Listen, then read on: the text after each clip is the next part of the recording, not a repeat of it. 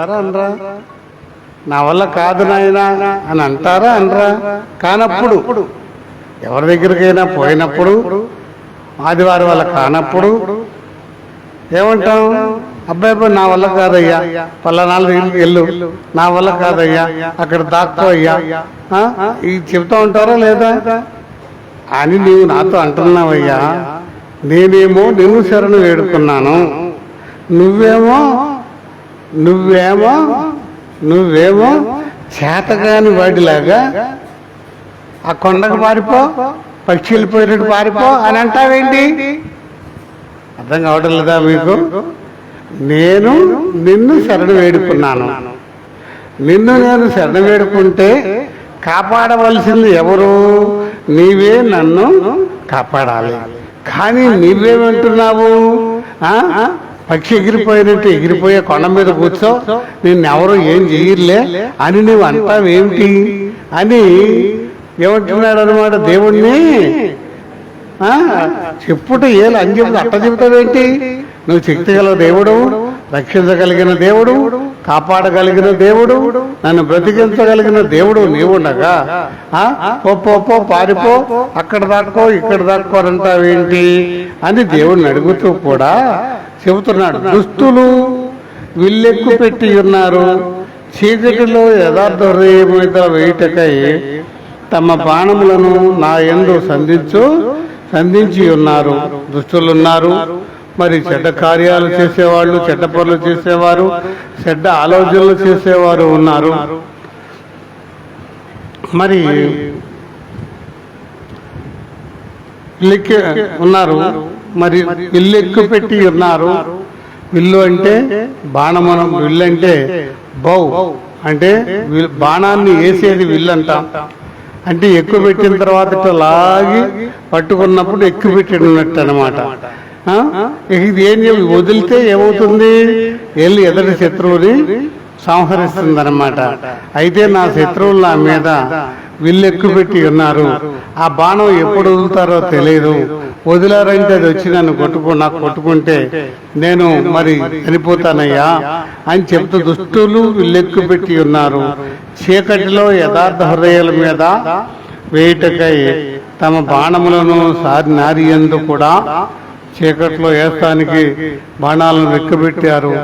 దుష్టులు మరి ఈ స్థానాలు ఎప్పుడు కూడా ఉంటాయన్నమాట. దుష్టులు మరి ఎప్పుడో విన్నానమాట. మరి ఆ స్థానం ఏమిటో నాకైతే తెలియదు, కానీ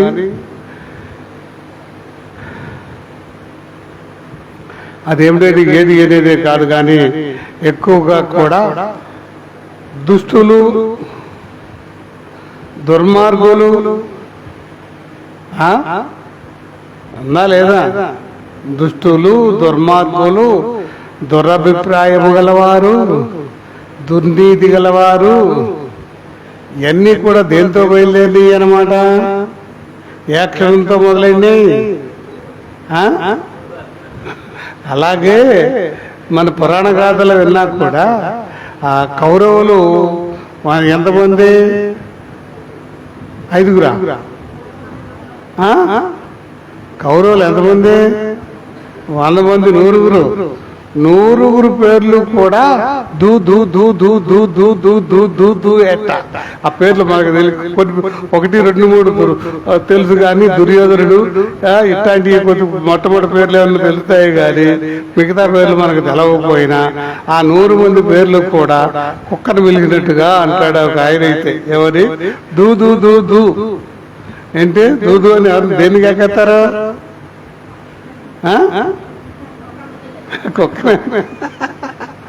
కుక్కరికి ఎక్కేసినట్టుగా వాళ్ళ పేర్లు. అలాగే ఈ గుణ లక్షణాలను తెలిపేటప్పుడు కూడా దురభిప్రాయము, దుష్టుడు, దుర్మార్గుడు, దురభిమానము, ఇవన్నీ కూడా ఇలాంటివి కూడా దురాక్రమణము, మరి ఇంకా ఇలాంటి ఎన్నుండి వస్తా ఉంటాయి. కానీ దుర్నీతి ఇవన్నీ కూడా దేంతో బయలుదేరి దూతో బయలుదేరి అనమాట.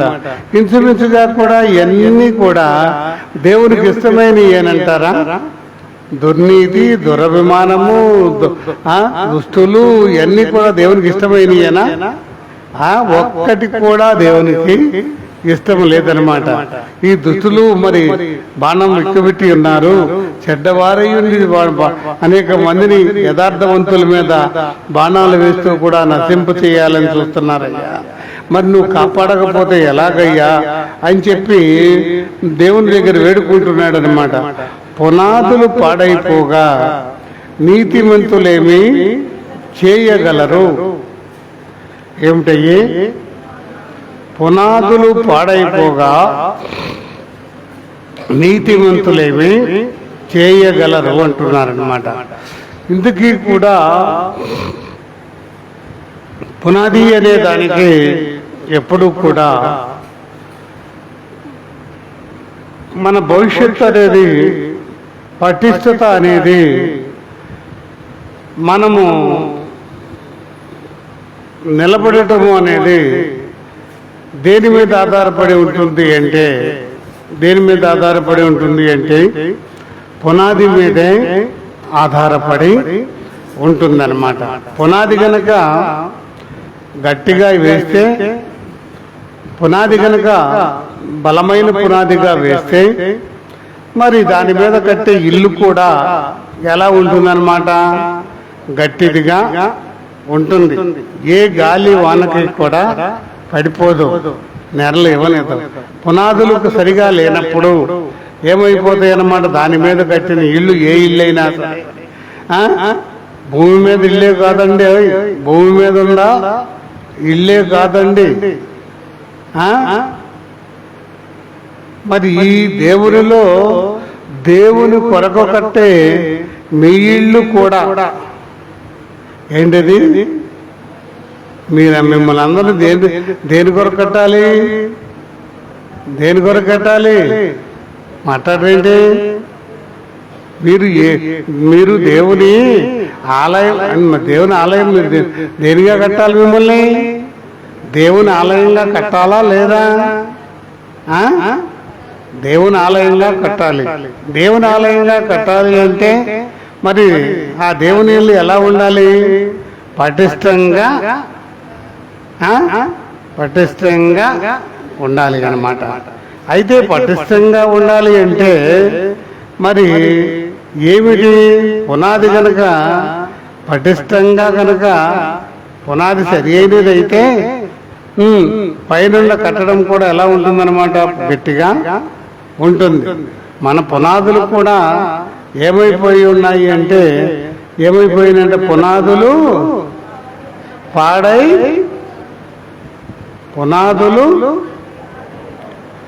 పాడైపోగా నీతిమంతులేమి చేయగలరు?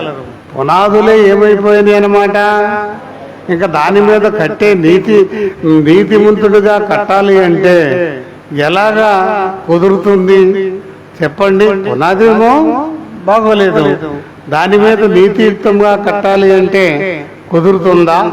పునాది కనుక నీతిమంతులుగా కడితే అప్పుడు దాని మీద కట్టే ఇల్లు కూడా ఏమవుతుందన్నమాట? ప్రయోజన పటిష్టంగా దేవునికి సిద్ధపాటు కలిగిన ఆలయముగా నీవు నిర్మాణము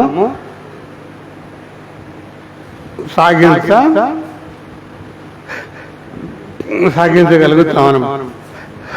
అందుకోసం మరి అసలు ఈ పునాది వేయటం అనేది, పాడైపోయిన పునాది మీద కట్టడం అనేది ఎంత కట్టినా కూడా పునాది అనేది పాడైపోయింది కాబట్టి ఆ పైన కట్టేది ఎంత నువ్వు స్ట్రాంగ్గా కట్టినా కూడా నీ పునాది భూమి మీద సరిగా లేదు కాబట్టి పైన నువ్వు ఎంత కట్టినా కూడా అది ప్రయోజనం అనేది లేనిదిగా ఉంటుందన్నమాట. పునాది కనుక కరెక్ట్గా ఉంటే, బలమైనదిగా ఉంటే అప్పుడు పైన వేసేది కూడా ఎలా ఉంటుందన్నమాట? గట్టిగానే ఉంటుంది. అయితే క్రైస్తవత్వంలో పునాదులు కూడా చాలా మటుకు కూడా ఏమైపోతున్నాయి అంటే ఇంచుమించుగా కూడా పాడైపోయే ఉంటున్నాయి. కట్టే పునాదే ఎలా ఉందన్నమాట? పాడైపోయిన పునాది మీద కడుతున్నారన్నమాట. దేవుని దగ్గరికి వస్తే ఇల్లు కడతావు, పొలం కంటావు. ఇదేనా కట్టే పునాదులు ఏంటి? లోకానుసారమైన పునాది గనక కడితే ఆ పునాది ఏ పునాది అన్నమాట?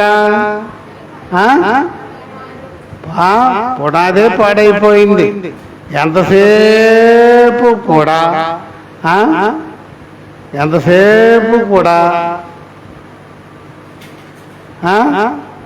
ఆ పునాది నీకు ఉద్యోగం ఇస్తారు అనే పునాది మీద పెట్టామనుకో, ఈ ఉద్యోగం రాలేదనుకో, ఈ పునాది ఏమైపోద్దిగా తర్వాత దేవుని కట్టడం అవుతుందా? ఇల్లు ఇస్తారన్న వరకు ఇల్లు ఇస్తారని వస్తారు. ఇల్లు రాకపోయింది అనుకో, పునాది పాడైపోయినట్టా లేదా? పాడైపోతుంది అనమాట. అయితే మన జీవితాలు కూడా పునాది అనేది లోక విషయాల మీద కట్టడం అనేది ప్రాధాన్యత లేదన్నమాట. ఆధ్యాత్మిక విషయాలలో నువ్వు దేవునితో ఎదుగుదల, దేవునిలో నిలబడటము, సత్యాన్ని వెంబడించము, దేవుడు ఏర్పాటు చేసినటువంటి ఆ రాజ్య వారసత్వాన్ని అందుకోవటానికి మనం పడవలసిన ప్రయాస మనము ఆ పునాది మీద కట్టినట్లయితే ఏమవుతాయన్నమాట? ఏ గాలివానలు వచ్చినా కూడా పడిపోవు. కానీ పునాదే ఉద్యోగం మీద, రాత్రి ఆస్తి మీద, ఎకరాల మీద, ఇళ్ళ మీద పునాది కట్టారనుకోండి, ఇల్లు రాకపోయినా పడిపోద్ది. ఈ ఇల్లు పడిపోతా లేదా? ఎదుక్కుంటా ఉంటారనమాట. అందుకని పునాదులు పాడైపోతే ఇల్లు కూడా గట్టిగా ఉండదు. కాబట్టి నువ్వు ఏ పునాది మీద కట్టబడుతున్నావో ఒక్కసారి జ్ఞాపకం చేసుకోండి పిల్లారా. ఆ పునాదులు సరిగా లేనప్పుడు నువ్వు ఎంత ప్రయాసపడినా కూడా వృధా అన్నమాట. అందుకని పునాది ఆ దేవుని యొక్క రక్షణ పునాది మీద, దేవుని రాజ్యపు పునాది మీద కూడా మనము కట్టబడాలి. అయితే నీతిమంతులు కూడా ఏం చేయగలుగుతారు అంటే, నీతిమంతులు కూడా ఏమి చేయగలుగుతారు అన్నమాట. నీతిమంతులు ఏమి చేస్తారు అంటే, మీకు ఏమి నీతిమంతుడు తాను ప్రభువు నీతిమంతుడై ఉన్నాడు. ఆయన నీతిమంతుడయ్యి నీకేమి నేర్పుతాడు అంటే నీతినే నేర్పుతాడు.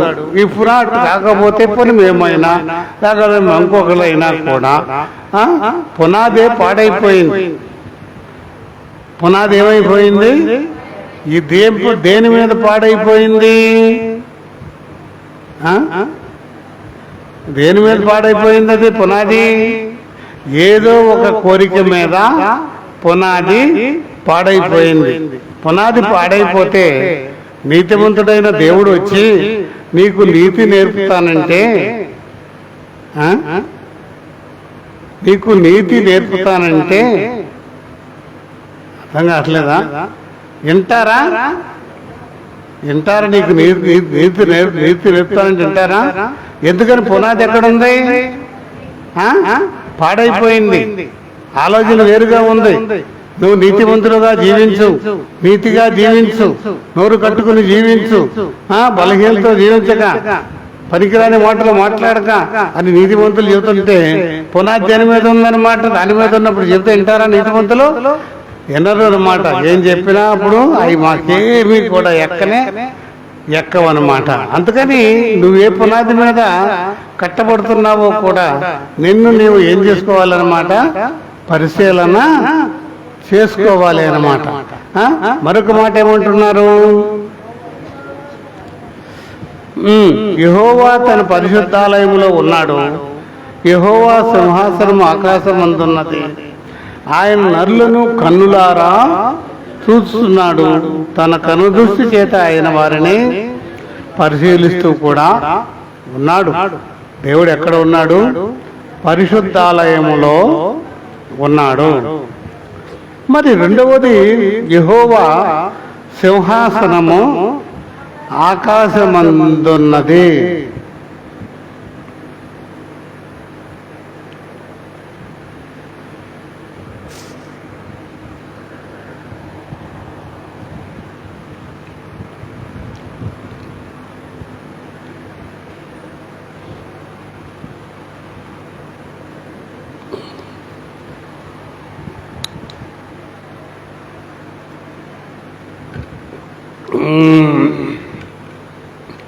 నిద్రపోతా అంటే మీరు మాట్లాడకండి, నిద్రపోనండి నన్ను.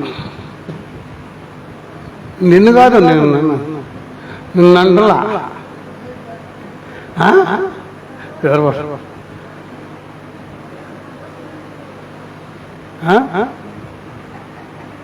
ఏంటది? ఏంటమ్మా?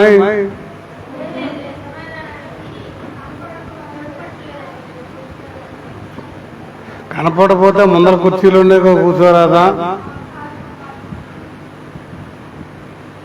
ముందలకి ఏమైనా మీకు చల్లగాలి వస్తుందో? చల్లగాలి రావటం లేదా? ఇంకో కూలర్ కొనుక్కోండి, ఇక్కడ పెట్టుకోండి. మరి ఇంకా చేసేది రేపు మారుతానులే, రేపు మారుతా. అట్ట కాదు, ఇటు పక్కన పెడితే అటు వెళ్తుంది. కానీ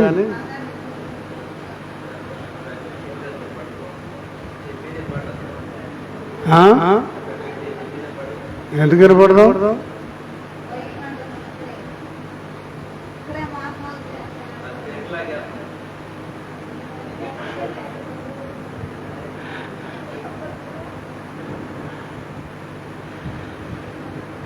దేవుని స్తోత్రం. మరి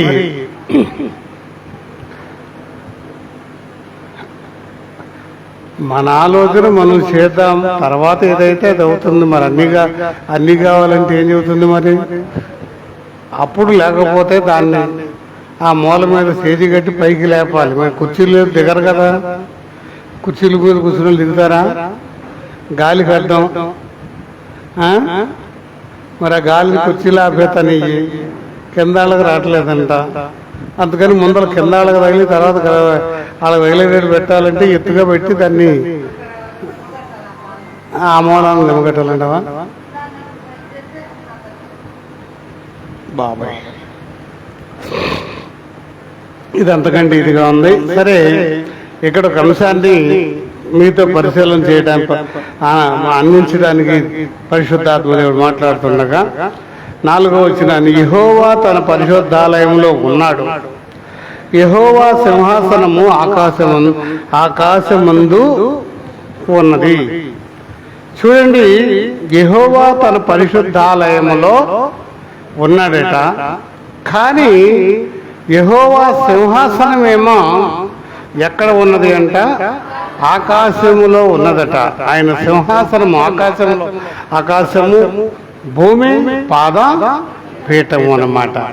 ఇప్పుడు ఇక్కడ అసలు గమ్మత్తు ఏమిటి అని కనుక మనం చూస్తున్నట్లయితే, సింహాసనమేమో ఒకసాట ఉన్నది, ఆకాశంలో ఉన్నది. ఆయన ఉన్నది ఆయన కూర్చునేది ఎక్కడా? సింహాసనం మీద ఆయన కూర్చోవాలి. సింహాసనం మీద కూర్చోవాలా లేదా? ఎక్కడున్నదా సింహాసనము? ఆకాశంలో సింహాసనం ఉన్నది. కానీ సింహాసనం మీద ఆయన కూర్చోలేదట. ఆయన ఎక్కడున్నాడట? ఆయన ఎక్కడున్నాడైనా? అబ్బా, యెహోవా తన పరిశుద్ధాలయములో ఎక్కడున్నాడంట? సింహాసనాన్ని వదిలిపెట్టి వచ్చి ఎక్కడున్నాడంట? పరిశుద్ధ ఆలయములోనంట.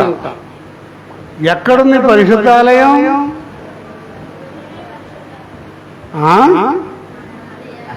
మీరా? అంత దేవుడు నివాసము చేయగలిగిన పరిశుద్ధతలో మనం ఉన్నామా?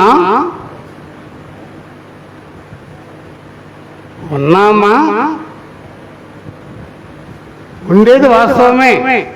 తన సింహాసనాన్ని కూడా వదిలిపెట్టి ఆయన ఎక్కడికి వస్తున్నాడు? ఆయన నీ పరిశుద్ధ ఆలయంలోకి ఏం చేస్తున్నాడు అనమాట? ఉంటానంటున్నాడా? ఉన్నాడా లేదన్నాడా? యెహోవా తన పరిశుద్ధ ఆలయములో ఉన్నాడు. మరి ఆ పరిశుద్ధ ఆలయాలు ఏమై ఉన్నాయి? ఎవరై ఉన్నారు అంటే మనమే పరిశుద్ధ ఆలయముగా ఉండాలి.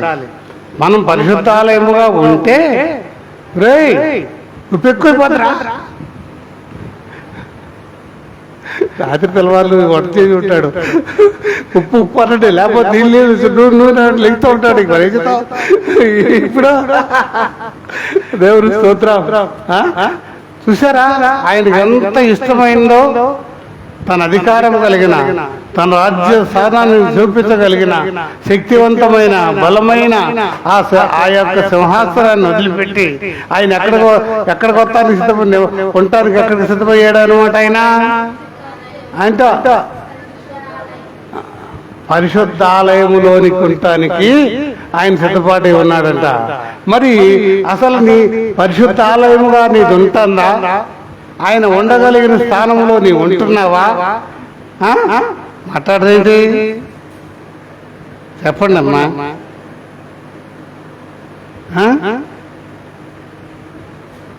చెప్పండి, మాట్లాడేంటి? ఈ ఆడపిల్లలు ఉన్నారనుకోండి, రోజు ఇళ్ళు తెస్తా నేను. ఆడపిల్లలు ఉన్నారనుకోండి, ఇక్కడ ఏసీ ఉంది, అన్నీ ఉన్నాయి ఇక్కడ, కానీ అక్కడున్న ఎలకలు ఉన్నాయి ఇంట్లో. ఎక్కడ ఎక్కడ కన్నారు ఇంటికాడ ఏమున్నాయి? ఏది బాగుంటుంది? ఆ ఎలకలు ఇల్లే బాగుంటుంది. మా ఇల్లు మా ఇల్లు అంటారు, కానీ ఇక్కడ ఏసీ ఉండదని చెప్పరు అనమాట. దేవుడు కూడా దాన్ని వదిలిపెట్టి ఎక్కడికి వస్తానంటున్నాడు?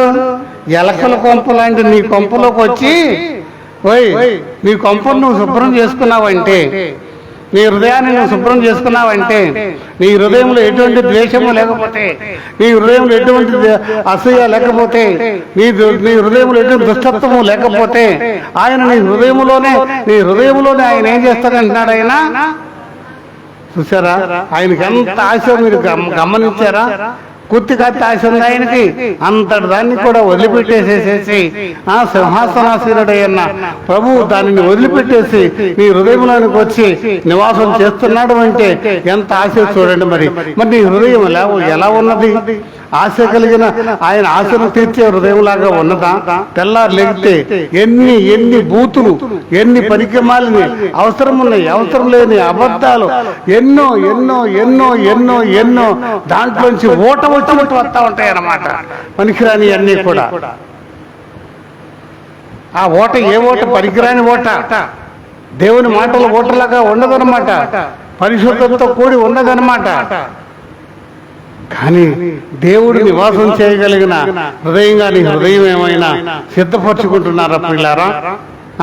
వచ్చి చూస్తున్నాడేమో, ఇప్పుడు వచ్చాడు, వచ్చి చూస్తున్నాడేమో. నీ హృదయం వైపు చూస్తే మరి ఆహా ఆహా ఆహా ఆహా ఇక్కడ నేను ఉండొచ్చు అనుకుంటున్నాడా? మాట్లాడేంటి అమ్మా? ఇక్కడ నేను ఉండొచ్చు అనుకుంటున్నాడా? మీకే ధైర్యం లేదు, ఆయనకేం తెలుస్తుందంటావు? ఆయన నీ హృదయం ఎలా ఉందో నువ్వు చెప్పకపోయినా ఆయనకు తెలుసంటారా తెలియదంటారా? తెలుసు. ఆయన చూసుకుంటూ ఉంటాడు. ఆహా ఇల్లు బాగా అద్దెత్తానికైనా ఇల్లు బాగుందా లేదా చూసుకుంటారా లేదా? మాట్లాడండి అమ్మా. మా సుశీలమ్మ రేకులు బాగోలేదు అని అద్దెల్లు కూడా ఖాళీ చేసి చెప్తాండి. అద్దెచ్చేటప్పుడు కూడా బాగుందో లేదో చూసుకుంటారే, మరి సొంత ఇల్లు బాగుందో లేదో చూసుకుంటా అయినా. మరి నీ ఇల్లు ఎలా ఉంది? నీ గృహం ఎలా ఉంది? నీ ఆలయం ఎలా ఉంది? దేవుని నివాసం చేయగలిగిన ఆలయంగా ఉందా? ఆయన ఆశను తీర్చేవాడుగా ఉన్నావా అని అంటూ ఆకాశం ఉన్నది. ఆయన నరులను కన్నులారా చూస్తున్నాడంటారా లేదంటారా? మీ అందరినీ చూస్తున్నాడంటారా లేదంటారా? నన్ను చూస్తున్నాడంటారా లేదంటారా? వస్తున్నాడంటారా లేదా? కన్నులారా నల్లగా ఉందా, ఎర్రగా ఉందా, ఈ పొళ్ళు ఎత్తుగా ఉండి, ఆడికి జుట్టు లేదు, ముక్కు మూసుకుంది, గుడ్డ మూసుకుంది, గుడ్డ మూసుకుంది, ఆడు నిద్రపోతున్నా. ఈదుతున్నాడా? జుట్టు తెల్లగా ఉంది, ఈదుతున్నాడు ఆయన. కన్నులారా చూస్తున్నాడట. ఏమని? ఏమిగా దేనికోసం చూస్తున్నాడు? అక్కడ కన్నులారా చూస్తున్నాడు. తన దృష్టి చేత ఆయన వారిని పరిశీలిస్తున్నాడు. కన్నులారా చూసి ఈ హృదయం ఎలా ఉంది, ఈ హృదయం ఎలా ఉంది, ఈ హృదయం ఎలా ఉంది, ఈ హృదయం ఎలా ఉంది, ఈ హృదయం ఎలా ఉంది అని ఆయన ఏం చేస్తున్నాడంట?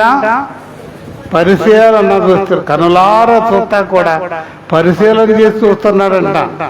మరి ఒక్క హృదయమైనా ఆయన నివాసం చేయగలిగిన స్థానంలాగా ఉన్నదా అని మనం కూడా ఆలోచించుకోవాలంటారా లేదంటారా? ఆలోచించుకోవాలా లేదంటారా?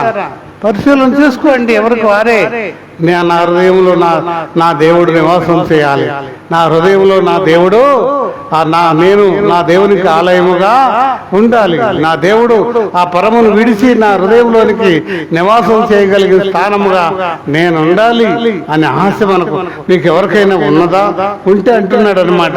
ఆ ఆకాశ తర్వాత యెహోవా నీతిమంతులను పరిశీలించును, దుష్టులను బలాత్కారులను ఆయనకు అసహ్యులు. దేవునికి స్తోత్రం. ఇప్పుడు ఇవాళ దేని గురించి మాట్లాడుతున్నారు ఏమిటి అని కనుక చూస్తున్నట్లయితే ఆయన అంటున్నాడు కదా, నీతిమంతులను.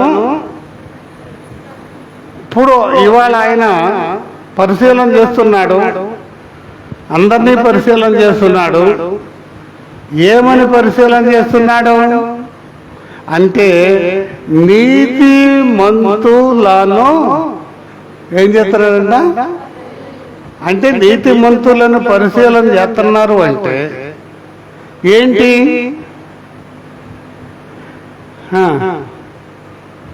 ఏం చెప్పండి.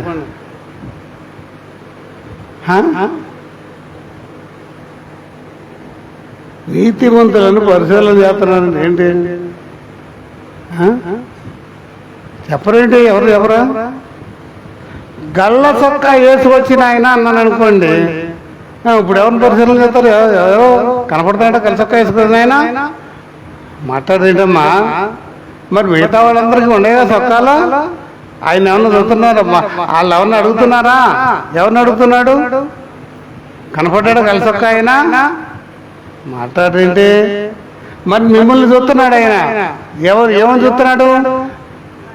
మీలో నీతిమంతులుగా ఎవరైనా ఉన్నారా అని చూస్తున్నాడంట. దేవునికి స్తోత్రం.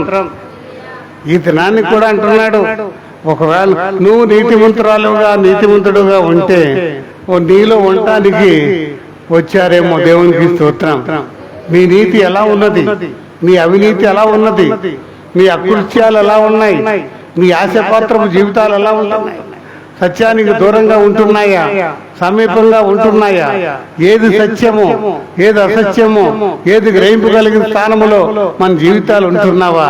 ప్రతిదీ కూడా వెంబడించే స్థానాన్ని బట్టి నీ నీతైనా నా నీతైనా మన నీతైనా అదేమో ఉంటుందన్నమాట, నెరవేర్చబడుతూ ఉంటుంది. అదే నీతిమంతుల యొక్క స్థానము అన్నమాట. అందుకని ఈ దినాన్ని మీతో మాట్లాడే మాట ఏంటంటే, మీ హృదయాలలో నివాసం చేయాలన్నా కూడా నీతిమంతులను పరిశీలన చేస్తున్నాడంట. మరి ఎవరము నీతిమంతులంగా ఉన్నాము, అవినీతికి పాల్పడుతున్నాము, కాని దానిని ఆశ్రయిస్తున్నాము, మరి ఉన్నదానిని పోగొట్టుకుంటామేమో. కాని దానిని ఆశ్రయించితే ఉన్నది డెఫినెట్గా పోతున్నో అసలు సమస్య లేదనమాట. మరి నువ్వు నీతిమంతుడుగా ఉన్నావా? ఇంకా ఏమంటున్నాడు? పరిశీలించును, దుష్టులను బలాత్కారులను ఆయనకు అసహ్యులు. దుష్టులు అంటే దుష్ట కార్యాలు చెడ్డ కార్యాలు చేసేవారన్నమాట. అంటే చెడ్డ కార్యాలు ఎవరికి చేస్తారు అంటే ఇతరులకు చేస్తారు వీళ్ళు, దుష్టులన్నా కానీ. ఇంకా రెండో మాట ఏమంటున్నాడు?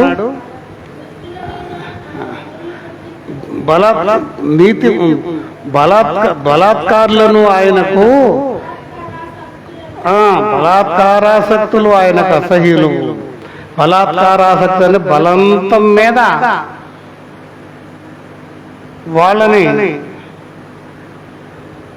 బలవంతం మీద అంటే ఏంటి? బలవంతం మీద అంటే ఏంటి? బలవంతం మీద అంటే ఏంటి? ఏమిటి? ఏదైనా కూడా బలవంతం మీద జరిగిస్తున్నాము అంటే దాని అసలు అర్థం ఏమిటి? బలవంతమే చేస్తున్నామంటే అర్థం ఏమై ఉంటుందన్నమాట అది.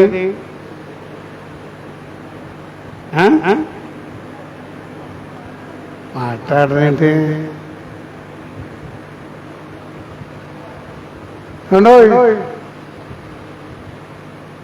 ఏమనుకోమాకండి, ఇవాళ 2ంటికి లేచామండి. అవి ఆగిసావట్లేదు టైం చూడు.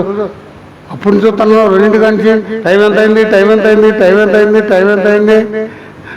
లేవాలి, బల్ల చేయాలి, లేవాలి, బల్ల చేయాలి. మీకే ఇప్పుడు వచ్చి 8ంటికి రావడానికి కూడా 1 గంట లేటుగా వచ్చారు. ముందర లెగాలి, బల్ల చేయాలి, ఎక్కడ తీసుకుని వెళ్ళాలి, అక్కడికి వెళ్ళాలి, అక్కడ ఇవ్వాలి. ఎప్పుడు లెగితే అవుతుంది? ఆ బల్లకేమో మళ్ళీ తలంటుకుని బల్ల చేయాలి. ఎన్ని శాతం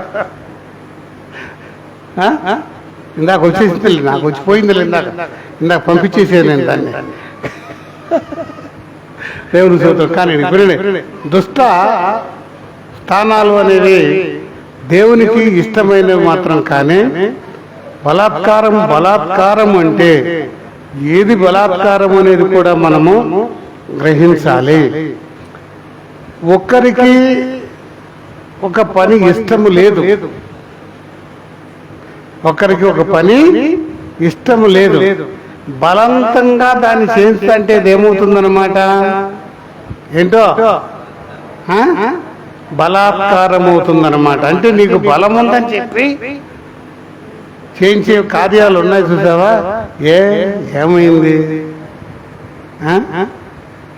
ఈ బలాత్కారం ఆ బుడ్డాన్ని ముద్దెట్టుకుంటాం అనుకోడు, వద్దంటున్నాడు అనుకోడు, అండలే అంటాడా? మాట్లాడండి అంటారా? చెప్పండమ్మా. అన్నారు కదా. కానీ బలవంతంగా ముద్దు పెడితే ఏమిటాడా? ఏడతాడా? ఏడవడా? కానీ దేవుని దృష్టిలో అదేమంటున్నాడు అంటే బలవంతంగా ఇష్టము లేని కార్యము పాపము, కార్యము పాపము. అర్థం కావటంలా? అనుమానంతో ఉన్నది కూడా పాపమే. ఇష్టం లేకుండా బలాత్కారం కూడా దేవునికి ఇష్టమైంది మాత్రం కానే కాదు. కొన్ని కార్యాల్లో, కొన్ని పద్ధతుల్లో బలాత్కరిస్తూ ఉంటారు. కానీ అది మంచి, అది కాదు. అటువంటి వారి స్థితి ఎలా ఉన్నది అని చెప్తే అంటున్నాడంటే ఆయన కంట అసహ్యులంట.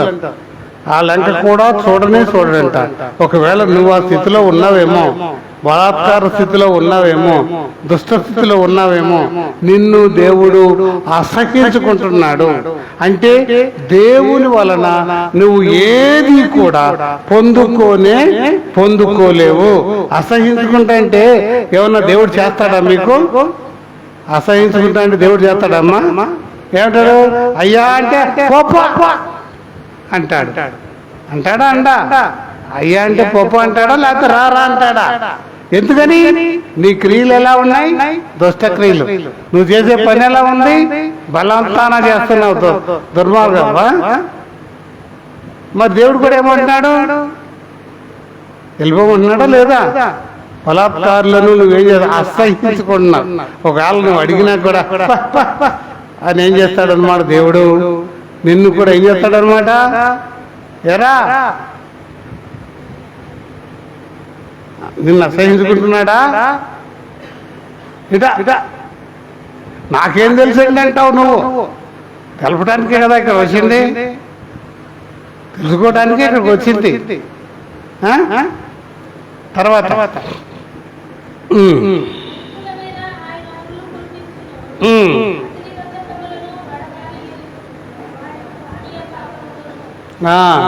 దుష్టుల మీద ఆయన ఏం చేస్తాడంట? ఒర్లు గులిపిస్తాడట, అగ్నిగంధకాలు వడగాళ్ళు వస్తాయట. వారికి పానీయ, ఎవరైతే ఆ స్థితుల్లో ఉంటారో వారు మరి బహుగా ఫలించలేరు. పైపెచ్చి వారి మీద అగ్నిగంధకాలు కురుస్తాయంట. ఇంచుమించుగా కష్టాలే వస్తాయని మనం డెఫినెట్గా చెప్పవచ్చు. అలాగే వారికి పానీయ భాగం ఎప్పుడు నీళ్లు తాగినట్టుగా ఒకదాని వెనకాల ఒక కష్టం వస్తుందంట. ఒకదాని వెనకాల నీళ్లు తాగుతుంటే ఎట్లా తాగుతూ ఉంటాం అనమాట. కూర్చుని తాగిన తర్వాత మళ్ళా తాగుతుంటే మళ్ళా తాగుతుంటాం లేదా. అలాగే ఈ దుష్టులకు బలాత్కారులకు కూడా కష్టాలు కూడా అగ్ని గంధకాల్లాగా కూడా ఒకదాని వెనకాల ఒకటి, ఒకదాని వెనకాల ఒకటి, ఒక ఇరుకు తర్వాత మరొక ఇరుకు, ఒక ఆపద తర్వాత మరొక ఆపద, ఒక రాగం తర్వాత మరొక రాగం. ఎట్లా వస్తాయంటే పానీయ భాగాలుగా. దానికి గల కారణం ఏమిటి? నీ స్థితి నీతిని తప్పి ఉన్నది. మన ఏ స్థితి ఉంది? నీ స్థితి నీతిని తప్పి ఉన్నది. నీ క్రియలు దుష్టక్రియలై ఉన్నాయి. నీ స్థానమంతా కూడా బలాత్కారముతో కూడినదై ఉన్నది. కాబట్టి నీకు వచ్చేది దానికి ఒక ఫలితం ఏమిటి అంటే ఏమిటనమాట? అగ్ని గంధకాలతో వచ్చే శ్రమలన్నమాట. దానికైనా ఇష్టపడతాం, కానీ మనం నీతి ఆ స్థానంలో దేవుని స్థానంలో ఉండటానికి ఇష్టపడం ప్రియులారా. తర్వాత ఇంకొక మాట ఏమిటది? యెహోవా నీతిమంతుడు, ఆయన నీతిని ప్రేమించేవాడు. యథార్థవంతులు ఆయన ముఖదర్శనము. దేవుడు ఎప్పుడు కూడా నీతిమంతుడు. ఆయన కూడా నీతిగా నివసించే వారిని ఆయన ఏం చేస్తాడనమాట? ప్రేమిస్తూ ఉంటాడు ఆయన. అలాగే యథార్థవంతులు ఆయనకి ముఖ దర్శనము చేసేద్దరు. యథార్థవంతులు ఎప్పుడు కూడా ఆయన ముఖ దర్శనము ముఖ దర్శనము ఎక్కడ? ఆయన ముఖ దర్శనం ఎక్కడ చేస్తారు? ఫోటో పెట్టుకుని చేస్తారా? ఆయన ముఖం ఎక్కడ? వాస్తవ ముఖం ఎక్కడుంది? ఎక్కడుందమ్మా? పరలోకంలో ఉంది. అక్కడ చూస్తారు. ఎవరు చూస్తారు అక్కడ? ఏంటో ఎవరు చూస్తారమ్మా? అక్కడ ఉందిగా జవాబు. ఎవరు? యథార్థవంతులు ఆయన ముఖ దర్శనాన్ని. ఇక్కడ కాదు చూసేది, ఆయన ముఖం అక్కడ చూస్తాం. మనం ఎలా ఉంటే చూస్తాము? ఎలా ఉండాలి అంటే అది యథార్థంగా ఎట్లా ఉంటున్నామా? యథార్థత అంటే ఎలా ఉంటుంది? యథార్థత అంటే ఎలా ఉంటుంది? ఏమలే, మీరు చెప్పరు, నేను చెప్పను. అంతేనంటారా? ముందల యథార్థం అంటారే. ఏది యథార్థము? ఏది యథార్థం? ఉన్నది ఉన్నట్టుగా చెప్పేది మాత్రమే యథార్థం. అంతే. లేనిది ఉన్నట్టుగా చెప్పినా అబద్ధమే, ఉన్నది లేనట్టుగా చెప్పినా అబద్ధమే. కాబట్టి ఉన్నది ఉన్నట్టుగాను, జరిగింది జరిగినట్టుగాను, తెలిసింది తెలిసినట్టుగాను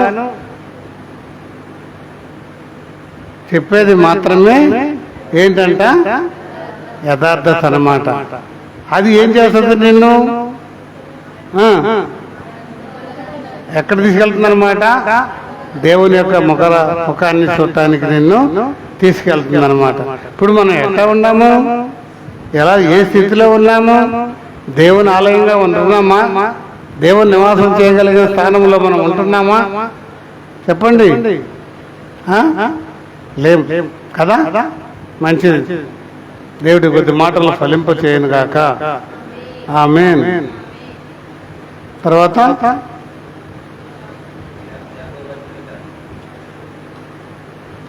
నువ్వు మాత్రం నన్ను వదిలిపెట్టు మాత్రం.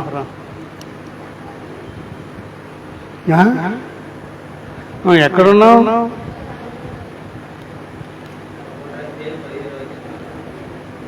15 దాకా వెళ్ళామా?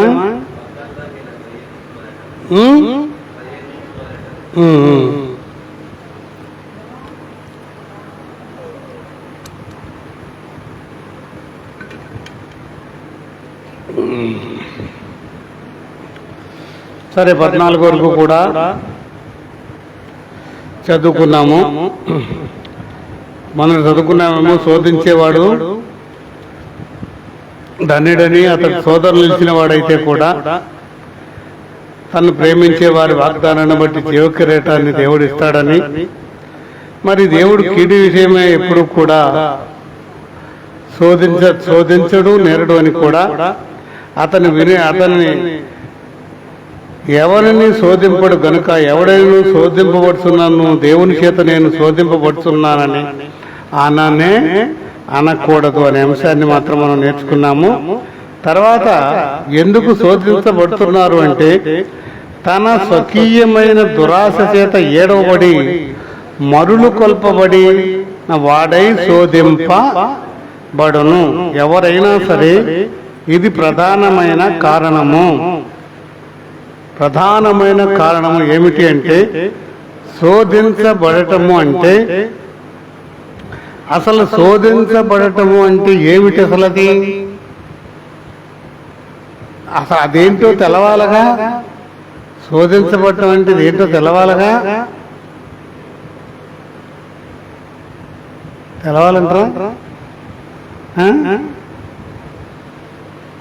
మీ పిల్లలు మిమ్మల్ని ఏదైనా ఒకటి అడుగుతున్నారనుకోండి, అది మీకు తెలవదు. వాళ్ళేమో పదే పదే అడుగుతూ ఉంటారు. మీరేమంటారు?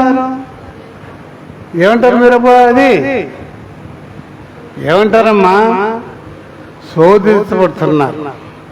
ఎందుకు రండి శోధిస్తావు నీవు అని అంటారా అనరా మీరు? మరి ఇప్పుడు కూడా ఆలోచన చూడండి. శోధించబడటం అనే ఆలోచన చూడండి. ఏమిటి శోధించబడటము అంటే? చాలా స్థితులలో, చాలా సమయాలందు కూడా నీకు జవాబు దొరకనటువంటి స్థానము. శోధించబడటం అంటే ఏంటన్నమాట? ఏమిటి? నీ సమస్యకు కానీ, నీ స్థితికి కానీ, నీ ఆలోచనలకు కానీ, నీవు ఏదన్నా కానీ దానికి ఏం దొరకటం లేదనమాట. ఆ సమాధానం అనేది దొరకటంలా. అది నువ్వు దేవుణ్ణి అడగవచ్చు, లేదా ఇరుగుపొరి వారిని అడగవచ్చు, పెద్దలను అడగవచ్చు. ఎవరిని అడిగినా కూడా నీ సమస్యకు కానీ, నీ స్థితికి కానీ నీకు సమాధానం అనేది ఏమవటం లేదనమాట, దొరకటం లేదు. అటువంటి దానినే ఏమంటారు అంటే శోధించటము అంటారనమాట. నీవు ఇక్కడ అంటున్న మాటను చూస్తున్నట్లయితే అక్కడ మీరు గమనించే చూడండి. ఎవడైనాను, ప్రతి వాడును తన స్వకీయమైన దురాశ చేత ఏడవబడి మరులు కొల్పబడి వాడై ఎవడైనా శోధించబడుతున్నాడు అంటే స్వకీయమైన దురాశ. ఏంటది? స్వకీయమైన అంటే స్వకీయమైన సొంతదైనటువంటి దురాశ. అంటే దురాశ అంటే ఏంటనమాట? దురాశ అంటే ఏంటనమాట? చెడ్డాశ. చెడ్డాశ అంటే ఏంటనమాట?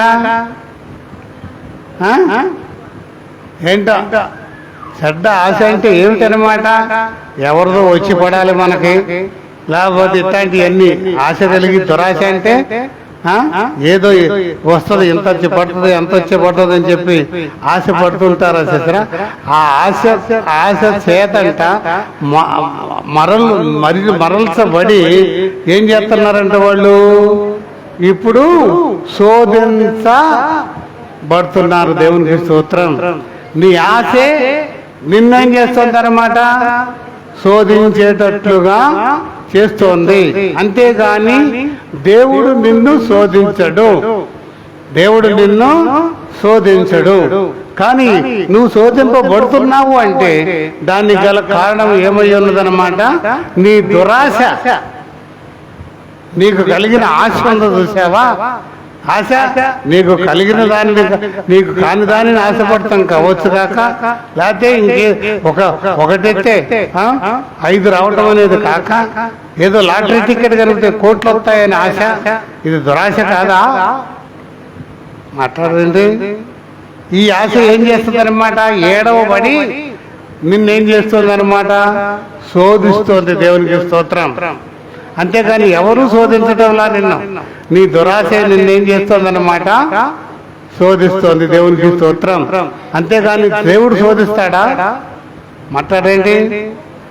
దేవుడు శోధించనేరడు, శోధించడు కూడా. కానీ శోధించబడే వారం అందరూ కూడా దానికి కలిగిన కారణం ఏమిటంటారు? అంటే స్వకీయ దురాశ అంటే నీ ఆశ చొప్పున నువ్వు తిరగబడి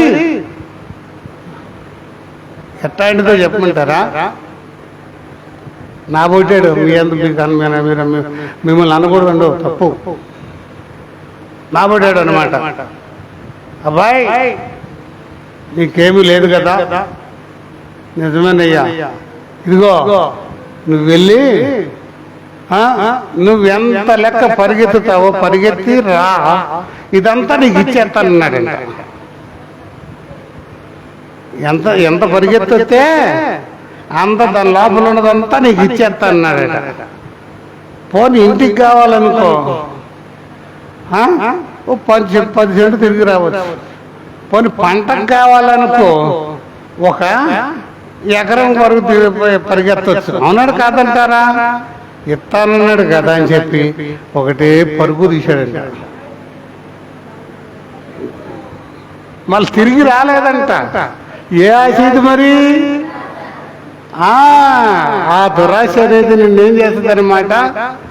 ఏడవబడి సమాధానము లేక, ఫలితాలను చూడలేక నిన్ను ఏడిపిస్తూ ఉంటుంది ప్రియులారా. అందుకని ఎప్పుడు కూడా దేవుడు శోధించేవాడు కాదు, కానీ నీ ఆశలే నిన్నేం చేస్తాయన్నమాట? దురాశలు కలిగిస్తూ ఉంటాయి. కాబట్టి జాగ్రత్తగా ఉండండి అని చెబుతున్నారన్నమాట. తర్వాత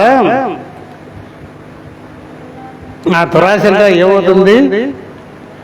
శోధింపబడు.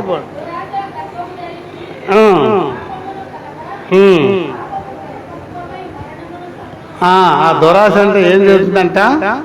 గర్భాన్ని ధరిస్తుందట. అంటే దురాశ అనేది నేను తప్పనిసరిగా ఇది పొందుకోవాలి అని ఏం చేస్తుందన్నమాట? ఆశ పుట్టిందనమాట. అది గర్భాన్ని మనాలు చెబుతుంటారుగా, నువ్వు సైకిల్ కావాలంటే గర్భాన్ని ధరించు వచ్చేస్తుందని చెబుతారు కదా. అలాగే దురాశను కూడా గర్భాన్ని ధరించి అదేం చేస్తుంది అనమాట? మరణాన్ని.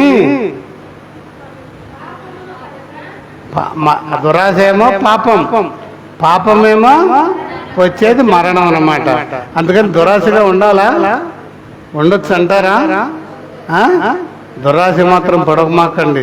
పని చేసుకోండి, ఆశగా ఉండండి, సంపాదించుకోండి, పని చేయండి. కానీ ఎక్కువ ఆశ పడమాకండి. దురాశ ఎక్కువ ఆశ వచ్చేటప్పుడు ఇంతే అవుతుంది అనమాట. ఆఖరికి సంపాదించుకోగలరంటే సంపాదించుకోలేరు. ఆఖరికి ఏమి మిగులుతుంది అనమాట? ఏమి మిగులుతుంది? మాట్లాడదేంటి? దురాశ గర్భమును ధరించి ఏం కంటుందంట? పాపమును కనుక పాపము పరిపక్వమై మరణాన్ని ఏమవుతుంది? మరణము కానును. మరణమును ఆఖరికి ప్రయోజనం ఉందా? ఎక్కడికి వెళ్ళిపోతారు వీళ్ళందరూ? ఏడవబడే వాళ్ళందరూ ఎక్కడికి వెళ్తారనమాట? దురాశ కలిపోయిన వాళ్ళందరూ కూడా పాపము, పాపానికి మరణము. మరణం ఏం చేస్తుందన్నమాట? ఆఖరికి నిన్ను నరకానికి తీసుకెళ్తుందన్నమాట. అందుకని ఎప్పుడు కూడా శోధింపబడకూడదు. శోధించేటప్పుడు కాలను శోధించబడుతున్నావు అంటే దేవుడు శోధించాడు. కానీ ఆ శోధనలో నీవు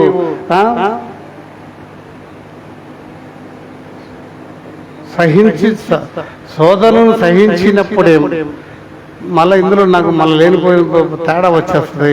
చెప్పే శోధన మరి ఇక్కడ చూడండి, ఒకే శోధన జీవకిరీటాన్ని ఇస్తానంటున్నాడు. అర్థమైందా? పై 14వ వచనంలో 12వ వచనం అది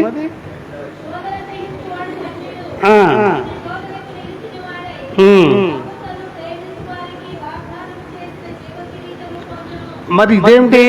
శోధననేమో సహించమంటున్నాడు, సహించిన వాడేమో దేవుని దగ్గర ఏం పొందుకుంటాడట? దేవుని యొక్క దగ్గర జీవ కిరీటాన్ని పొందుకుంటాడట. మరి కిందేమో శోధనకి శోధించబడేవాడు ఏం చేస్తున్నాడు? మరి పాపాన్ని కంటున్నాడు, పాపమేమో మరణాన్ని కంటాంది. మరి ఆ శోధన ఏమిటి, ఈ శోధన ఏమిటి?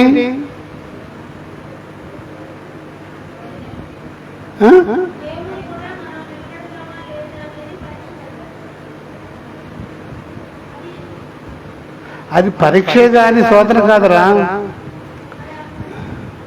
అది పరీక్షే. అది పరీక్షే కాని శోధన కాదు.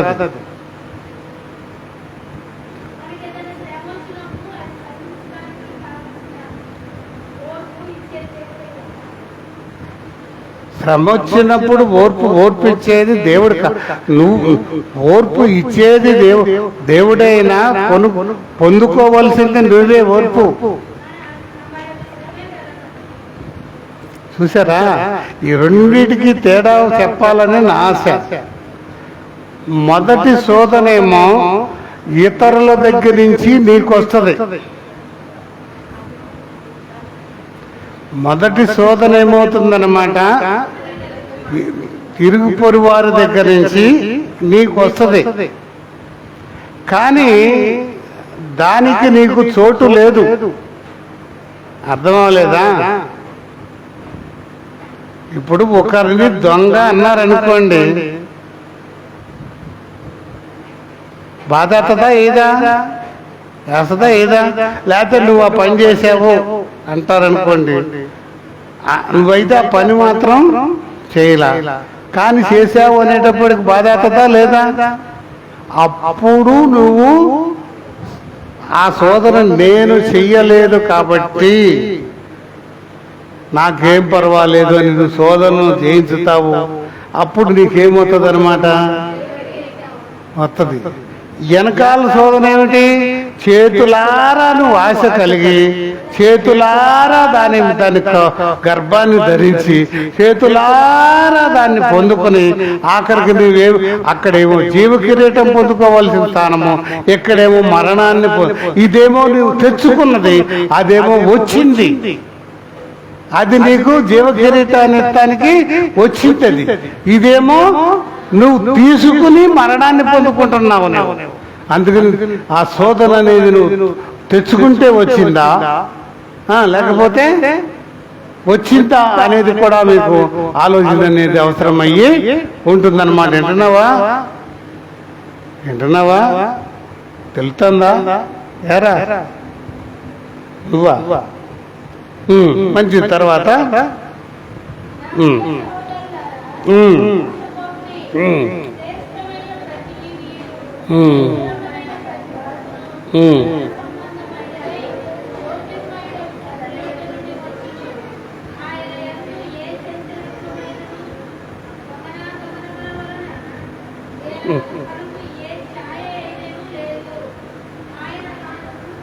ఆగమ్మా, దీన్ని చెప్పేటప్పుడు నా పని అయిపోతుంది. మరి గమనించగలుగుతారనే ఆశ కలిగి ఉంటున్నాను.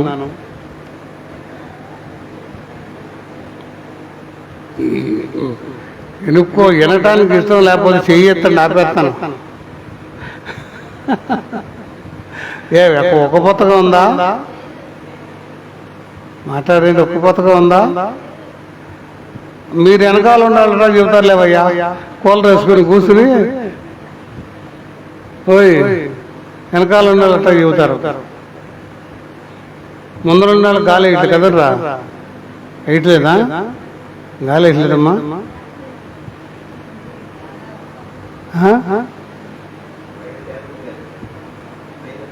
ఉందంటావా? అది ఉందని చెబితే నేను తృప్తి పడతాను కదరా. సరే, మంచిది. కొంచెం ఈ విషయాలను, ఆధ్యాత్మిక విషయాలను గమనించండి. అది మీకు వెలిగి నడిపించబడతాయి అన్నమాట. చూడండి సహోదరులారా, మోసపోకుడి, శ్రేష్టమైన ప్రతివియు ప్రతి వరమును.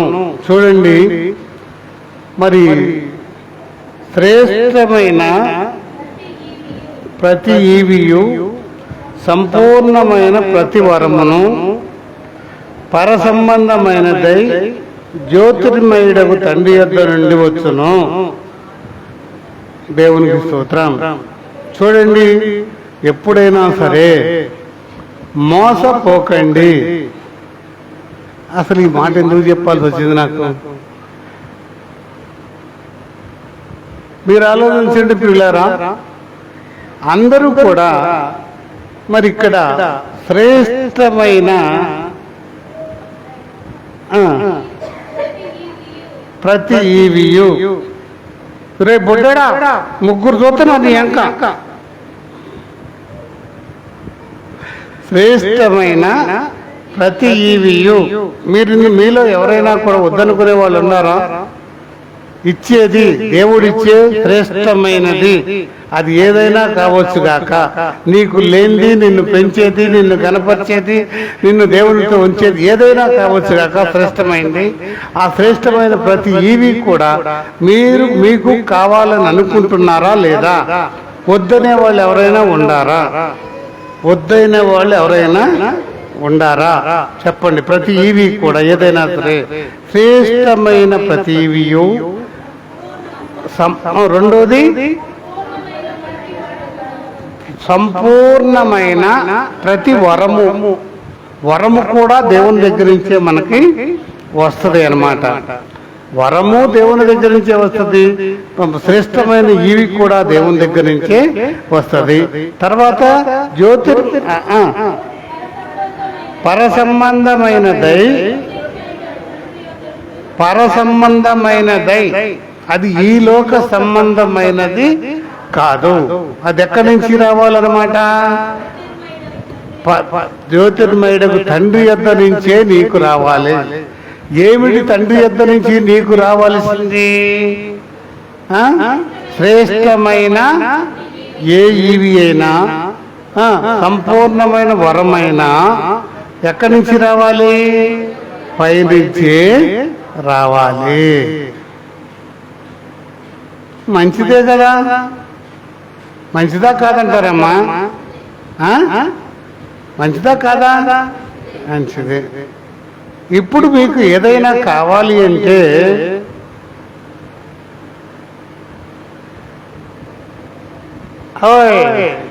ఏదైనా కావాలి అంటే ఆ ప్రొడక్ట్ చేసే వాళ్ళ దగ్గరికి వెళ్తే వస్తుంది. అంతేనంటారా లేదంటారా? ఏదైనా ఒక వస్తువు ఏదో ఒకటి ప్రొడక్ట్ చేస్తాను అనుకోండి, కావాలనుకుంటే ఎక్కడికి వెళ్తే వస్తుంది? ఎక్కడ దొరుకుతుందో అక్కడికి వెళ్తేనే మీరు దాన్ని తెచ్చుకోగలరండి. అంతేనా కదా? మనకు ఇప్పుడు అట్లాంటివి ఏమి లేవుగా.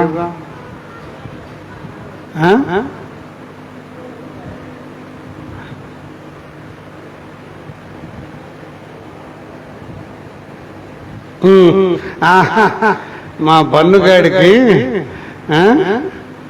బన్నుగాడికి చెవులకి ఇక్కడి నుంచి ఇక్కడ దాకా సారే పోగులు కావాలి. ఏం కావాలి? ఏం కావాలమ్మా చెవులకి? ఎక్కడి నుంచి ఎక్కడ దాకా? మా కాళ్ళ దాకా అలాడే పోగులు కావాలి. దేవుని స్తోత్రం. మంచిది. కావాలంటే వెళ్ళి ఆ షాపులోకి వెళ్ళి తెచ్చుకో. నీకు కథను నేను అంటర్లా. మధ్యలో నా బాటోడు కనపడమ్మా, నీకు ఇట్లాంటి పోగులు కావాలి కదా, అక్కడైతే లక్ష పెట్టాలి. ఇక్కడ 2 సున్నాలు తీసేస్తే నేను తెస్తా. అర్థం కాలేదా? మోసపోకుడి అంటే అది అర్థమైందా? నీకు అది కావాలి అంటే ఎక్కడి నుంచి తెచ్చుకోమంటున్నాడు?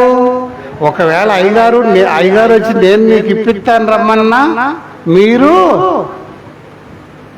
లేకపోతే పక్కమటప్పుడు ఇంకొక ఆవిడ ఆ సంఘం ఆవిడ ఈ సంఘం ఆవిడ వస్తే నీకు వరాలు ఇస్తాయి, నీకు రా మా సంఘానికంటే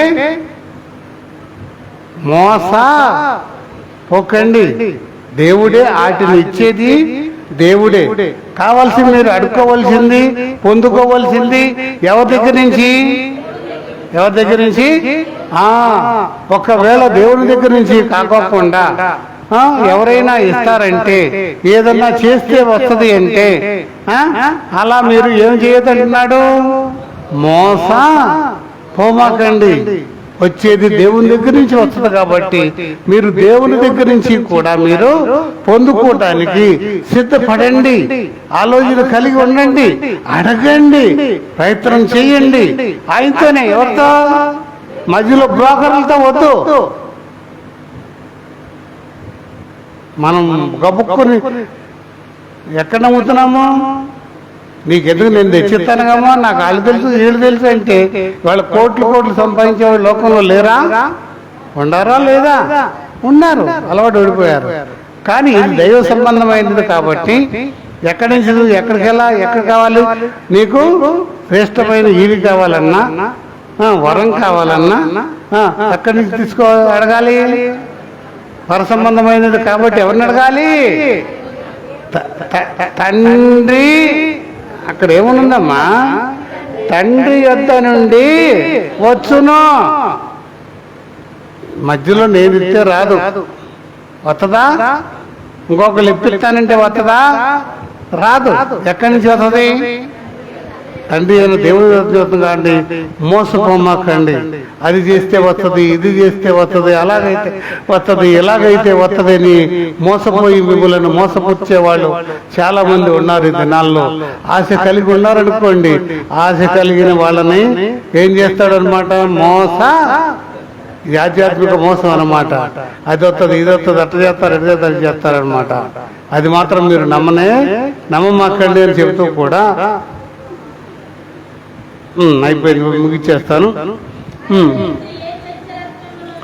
ఆయన ఎందు ఏ చంచలత్వమైనను గమనాగమనం వల్ల కలుగు ఏ ఛాయ అయినను లేదు.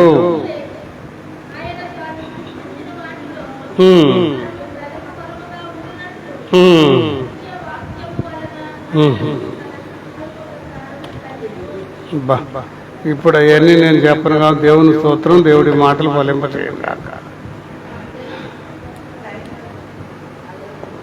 అమ్మా నాకు తెలుసు అమ్మా, నా ఆత్మ ఎంత ప్రేరణ చేస్తాందో దాని విషయంలో మాత్రం మిమ్మల్ని నేను ఇసుక పెట్టాను. అందుకని మనం ఏం చేద్దాం అనమాట? ఏమిటి నేర్చుకుంది ఏంటి? ఏం కావాలి? శోధన. ఇతరుల చేత శోధింపబడితే నువ్వు జయించు, నీకేమొస్తుంది అనమాట? జీవకరేటం వస్తుంది. నీవు ఆశల చేత ఏడవబడ్డావు అంటే నీకేం మిగులుతుంది? మరణం మిగులుతుంది. అర్థమైందా? ఒకవేళ దేవుని యొక్క సంపూర్ణతలోనికి నువ్వు వెళ్ళాలి అంటే దేవుని దగ్గర నుంచి వచ్చే ఏ ఈవి అయినా సరే ఎక్కడి నుంచి వస్తుంది? నీకు తండ్రి అంత నుంచి వస్తుంది కాబట్టి, జ్యోతిర్మయుడకు తండ్రి నుంచి వస్తుంది కాబట్టి. ఆ తర్వాత మాట చెప్పాలి అంటే కొంచెం ఆలస్యం పడుతుందేమోనని నేను ఆపేసేస్తాను అనమాట. ఎక్కువ కష్టపడుతున్నా, నాకు ఇష్టం లేదు కదా. అందుకని కావాల్సి అక్కడి నుంచి దానికోసం సిద్ధపడండి. దేవుడి కొద్ది మాటల్లో కావాలనుకున్న వాళ్ళు అందరూ ఉండరులేండి, కావాలి అందరికీ. కానీ ఉంటే దాన్ని అడగండి, సిద్ధపడండి, దేవుడు ఇస్తాడు సిద్ధపడితే. మరి ఒక్క చిన్న ప్రార్థన చేసినట్లయితే మనం ముందుకు సాగుతాం.